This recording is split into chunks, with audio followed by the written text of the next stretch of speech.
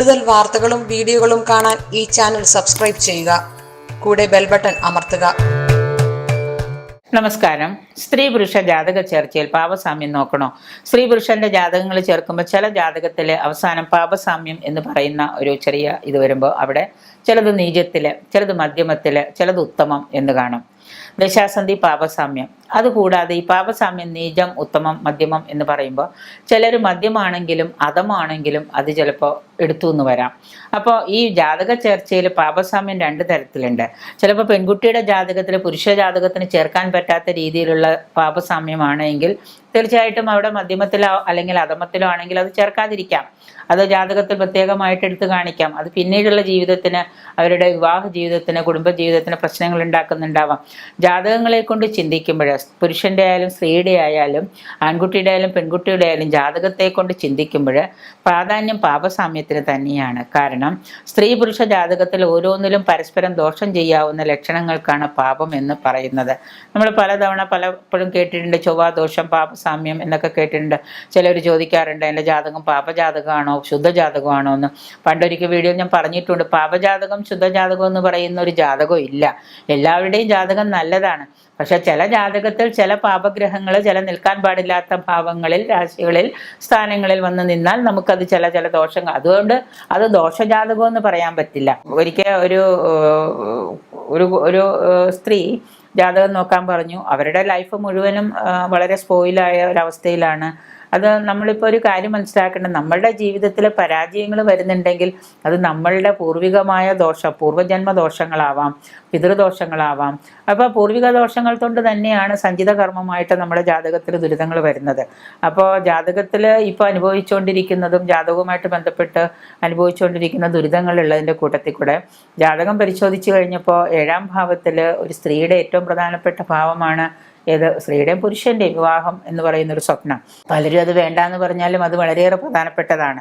അപ്പോൾ ആ ഒരു സ്വപ്നത്തെക്കുറിച്ച് അറിയാൻ വേണ്ടി ചോദിച്ചു കഴിഞ്ഞപ്പോൾ അവിടെ സ്ത്രീ ജാതകം പരിശോധിച്ചു കഴിഞ്ഞപ്പോൾ 7ാം ഭാവമാണ് സ്ത്രീയുടെ വിവാഹയോഗം, മംഗല്യഭാവം. അവിടെ നോക്കിക്കഴിഞ്ഞപ്പോൾ കുറച്ച് ദോഷങ്ങൾ കണ്ടു, കുറച്ച് ദുരിതപ്പെട്ട കാര്യങ്ങൾ, ആഫ്റ്റർ മാരേജ് ഇങ്ങനെയൊക്കെ സംഭവിക്കാം എന്ന് കണ്ടു. അതോടൊപ്പം തന്നെ ഇവരുടെ ജീവിതത്തിൽ ഇവർക്ക് 7ാം ഭാവവും സന്തതിയുമായിട്ട് ചേരുമ്പോൾ ഈ ജാതകം കൂട്ടിച്ചേർക്കുമ്പോൾ സന്തതികൾ ഉണ്ടാവാതിരിക്കാനുള്ള യോഗവും ഉണ്ട്. കാരണം അത് വളരെ പ്രധാനമാണ്. നമ്മൾ പലരും ജാതകം നോക്കി വിവാഹം കഴിച്ചതിന് ശേഷം ജാതകമെല്ലാം ഉത്തമ പൊരുത്തവും ഉത്തമ ചേർച്ചയുള്ള ജാതകമാണെന്ന് പറഞ്ഞ് വിവാഹം കഴിഞ്ഞ് 1 വർഷമോ 2 വർഷമോ 3 വർഷമോ കഴിയുമ്പോഴായിരിക്കും അവർക്ക് സന്താനയോഗം ഉണ്ടാവില്ല. അപ്പോൾ ഉടനെ അവിടെ പറയുന്നത് സർപ്പദോഷമായിരിക്കാം, അല്ലെങ്കിൽ മറ്റ് ഗ്രഹദോഷങ്ങളാവാം, പിതൃദോഷങ്ങളാവാം. പക്ഷെ ജാതകത്തിൽ അവിടെ സന്താനങ്ങൾക്ക് ചിലപ്പോൾ ദുരിതം പറഞ്ഞിട്ടുണ്ടാവാം.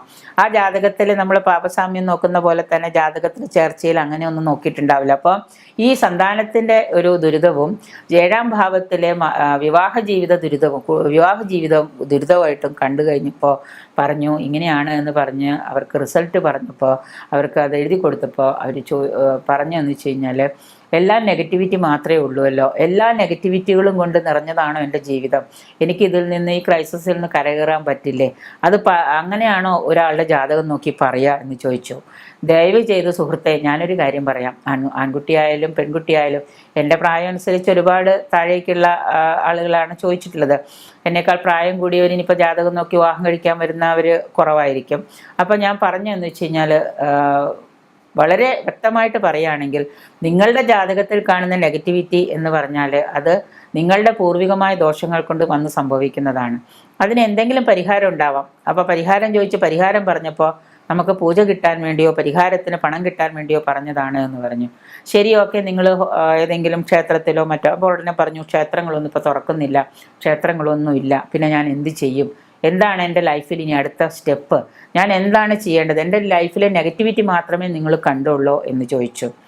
വളരെ ശോചനീയമായൊരു ചോദ്യം ചോദിച്ച വ്യക്തിയെക്കുറിച്ച് ഞാനും ക്ഷോഭിക്കുന്ന സമയത്ത് മറ്റൊരു കാര്യം വ്യക്തമാണ്. എൻ്റെ മനസ്സിൻ്റെ വൈകൃതമായ രൂപങ്ങളാണ് ഞാൻ ആ ക്ഷോഭിക്കുന്ന സമയത്ത് പുറത്തേക്ക് വരുന്നത്. ഞാൻ എവിടെ ക്ഷോഭിക്കുന്നു, എപ്പോൾ ക്ഷോഭിക്കുന്നു, എന്തിനു ക്ഷോഭിക്കുന്നു എന്ന സമയത്ത് എൻ്റെ മനസ്സിൻ്റെ വൈകൃതമായ പല വ്യവഹാരങ്ങളും ആ സമയത്ത് ഞാൻ പുറത്തെടുത്ത് കാണിക്കും എന്ന രീതിയിൽ തന്നെയാണ് ഈ സുഹൃത്തും എന്നോട് ചോദിച്ചതും. ഞാൻ അതിന് മറുപടി ഒന്നും പറഞ്ഞില്ല. നിങ്ങളുടെ ലൈഫിൽ നെഗറ്റിവിറ്റികൾ വന്നതിന് ഞാനല്ല ഉത്തരവാദി. നെഗറ്റിവിറ്റികൾക്ക് പരിഹാരങ്ങളുണ്ട്.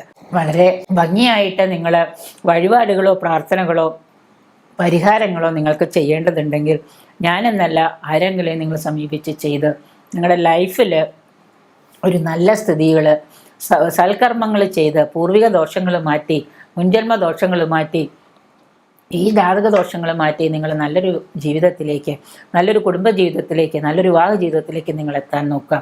സന്തതികൾ, പിറക്കാൻ പോകുന്ന സന്തതികൾ ഇല്ല എന്ന് നിങ്ങളുടെ ജാതകത്തിൽ കണ്ടാൽ, നിങ്ങളെ വിവാഹം കഴിക്കാൻ വരുന്ന പുരുഷന് ചിലപ്പോൾ സന്തതി പറക്കണമെന്നുണ്ടെങ്കിൽ തീർച്ചയായിട്ടും അവിടെ സന്തതി പറഞ്ഞിരിക്കും. അപ്പോൾ പാപജാതകം ചേർക്കുമ്പോൾ ഇത്തരത്തിലുള്ള പല കാര്യങ്ങളും നമ്മൾ നോക്കേണ്ടതുണ്ട്. പാപം എന്ന് വ്യവഹരിക്കുന്നത്, അതായത് വ്യക്തമായിട്ട് നമ്മൾ മനസ്സിലാക്കേണ്ടത്, സ്ത്രീ ജാതകത്തില്, അതാണ് ഏറ്റവും പ്രധാനം, സ്ത്രീ ജാതകത്തില് ഭർത്തൃദോഷത്തിനോ ഭർത്തൃനാശത്തിനോ ദാമ്പത്യ ജീവിതത്തിലെ ദുരിത അനുഭവങ്ങൾക്കോ ഇടയാകാവുന്ന ലക്ഷണങ്ങളാണ് സ്ത്രീ ജാതകത്തിലുള്ളത്. അത് എത്രത്തോളം ഉണ്ട്, എത്രത്തോളമാണത് പ്രശ്നം ഉണ്ടാക്കുന്നത്, അത്രത്തോളം തന്നെ ഭാര്യാദോഷകരമായ ലക്ഷണങ്ങളുള്ള പുരുഷന്റെ ജാതകവും. ഇപ്പോൾ ഒരു സ്ത്രീയുടെ ജാതകത്തിൽ ഭർത്തൃനാശമോ ഭർത്തൃവിയോഗമോ ഭർത്തൃദുരിതമോ പറഞ്ഞിട്ടുണ്ടെങ്കിൽ പൊരുത്തം നോക്കുന്ന സമയത്ത് അത് കണ്ടില്ല എന്ന് തന്നെ വയ്ക്കാം. തീർച്ചയായിട്ടും അത് കണ്ടുപിടിക്കണം.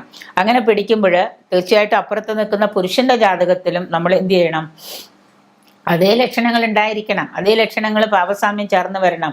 പുരുഷന്റെ ജാതകത്തിലും അങ്ങനെ തന്നെയാണ്. ഭാര്യാനാശമോ ഭാര്യാവിരഹമോ ഭാര്യ വിയോഗമോ പറഞ്ഞിട്ടുണ്ടെങ്കിൽ തീർച്ചയായിട്ടും ആ വരുന്ന പുരുഷന് വരുന്ന ഭാര്യയും അതേപോലെ തന്നെ ആയിരിക്കണം. അപ്പൊ രണ്ടും കൂടെ ചേരുമ്പോൾ എന്തായിരിക്കാം, തീർച്ചയായിട്ടും അങ്ങനെ ജാതകത്തിൽ ഉണ്ടായിരിക്കേണ്ട പാപസാമ്യം തൃപ്തികരമെന്നാണ് പറയുന്നത്.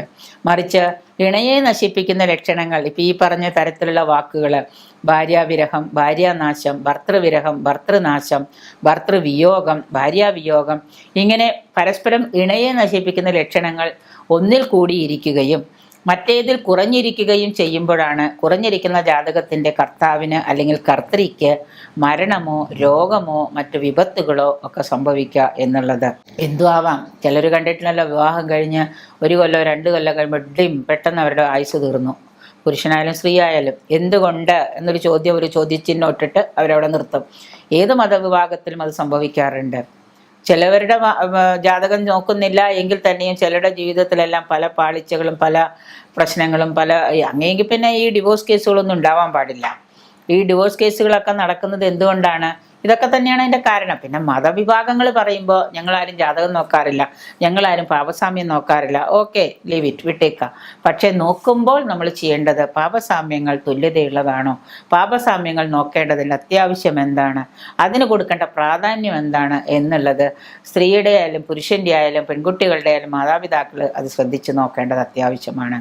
ഒരു ആൺകുട്ടിയുടെ ജീവിതത്തിൽ ജാതകത്തിൽ ഭാര്യാവിയോഗമോ ഭാര്യാനാശമോ ഭാര്യാനാശമോ അല്ലെങ്കിൽ വിരഹമോ ഒക്കെ പറഞ്ഞിട്ടുണ്ടെങ്കിൽ തീർച്ചയായിട്ടും പെൺകുട്ടിയുടെ വീട്ടുകാരത് മറച്ചു വെച്ചാൽ ഉടനെ പയ്യൻ്റെ വീട്ടുകാർ നോക്കുമ്പോൾ ഒരു കാര്യം മനസ്സിലാക്കേണ്ടത്, അവരൊരു കാര്യം, എൻ്റെ മകൻ്റെ ഭാര്യ ഇല്ലാണ്ടാവും, കഷ്ടപ്പെടും, ബുദ്ധിമുട്ടാണ്. തീർച്ചയായിട്ടും ആ ജാതകം ചേർക്കണ്ട. എന്ത് ക്വാളിറ്റി ഇപ്പുറത്തുണ്ടെന്ന് പറഞ്ഞാൽ നമ്മളത് ചേർക്കണ്ടെന്ന് വിചാരിക്കാം. അപ്പോൾ ഒരു ജീവിതത്തിന് നമുക്ക് ദുരിതം ഉണ്ടാവാതെ നോക്കും. അപ്പോൾ ഏത് തരത്തിലുള്ള ദുരിതങ്ങളാണെങ്കിലും വിപത്തുകളാണെങ്കിലും സംഭവിക്കാം എന്നുള്ളത് കൊണ്ട് പാപസാമ്യം കൊണ്ട് ചിന്തിക്കുന്നത് പാപങ്ങളെ 4 മാർഗത്തിൽ നോക്കേണ്ടതുണ്ട്. 4 മാർഗത്തിലാണ് നമ്മൾ പാപങ്ങളെ കണക്കാക്കുന്നത് ജാതകത്തിൽ. പുരുഷ ജാതകത്തിൽ ഭാര്യാനാശകരമായും സ്ത്രീ ജാതകത്തിൽ ഭർത്തൃനാശകരമായും ലക്ഷണങ്ങളുള്ള ഒരു സ്ത്രീ ജാതകമേ യോജിപ്പിക്കാവൂ എന്ന് പറയുന്നുണ്ട്. ഭാര്യാനാശത്തിനുള്ള പല ലക്ഷണങ്ങളുണ്ടെങ്കിൽ സ്ത്രീ ജാതകത്തിലും ഈ 2 ലക്ഷണങ്ങളുണ്ട്. ഭാര്യാനാശത്തിനുള്ള 2 ലക്ഷണങ്ങൾ ഒരു ജാതകത്തിലുണ്ടെങ്കിൽ സ്ത്രീ നാശത്തിനുള്ള 2 ലക്ഷണങ്ങൾ പുരുഷന്റെ ജാതകത്തിലും സ്ത്രീയുടെ ജാതകത്തിലും ഉണ്ടായിരിക്കണം. ഇത് 2 ലക്ഷണം. അപ്പം ചോദിക്കും, ഇങ്ങനെ ലക്ഷണങ്ങളൊത്ത ജാതകം നോക്കിയിരുന്ന വിവാഹം കഴിക്കലുണ്ടാവില്ല. അപ്പോൾ പിന്നെ ഉള്ള കാലം കുറച്ച് നാൾ കല്യാണം കഴിച്ചു കഴിഞ്ഞിട്ട് എനിക്ക് പിന്നെ പ്രണയവിവാഹത്തിനൊന്നും അർത്ഥമില്ല, കഴിച്ചു കഴിഞ്ഞിട്ട് പിന്നെ മരിച്ചാലും കുഴപ്പമില്ല, അങ്ങനെ ചിന്തിക്കുന്നവരായിരിക്കാം. ചിലവരത് കണ്ടില്ല എന്ന് നടിക്കുന്നവരായിരിക്കാം. അപ്പം അങ്ങനെ ഈ പറയുന്ന 2 ലക്ഷണങ്ങളും സ്ത്രീയുടെ ജാതകത്തിലും പുരുഷന്റെ ജാതകത്തിലും ഉണ്ടെങ്കിൽ തീർച്ചയായിട്ടും ആ ജാതകങ്ങൾ കൂട്ടി യോജിപ്പിക്കാവുന്ന. അതുകൊണ്ട് പാപസാമ്യം നോക്കുമ്പോൾ വളരെ അധമവും നീചവുമായ പാപസാമ്യങ്ങൾ ചേർക്കാതിരിക്കാനാണ് നമ്മൾ ശ്രദ്ധിക്കേണ്ടത്. അത് ചേർത്തിട്ട് അതിന് പരിഹാരം കാണുന്നതിനേക്കാളും നല്ലത് ചേർക്കാതിരിക്കല്ലേ. അതാണല്ലോ ഉത്തമം.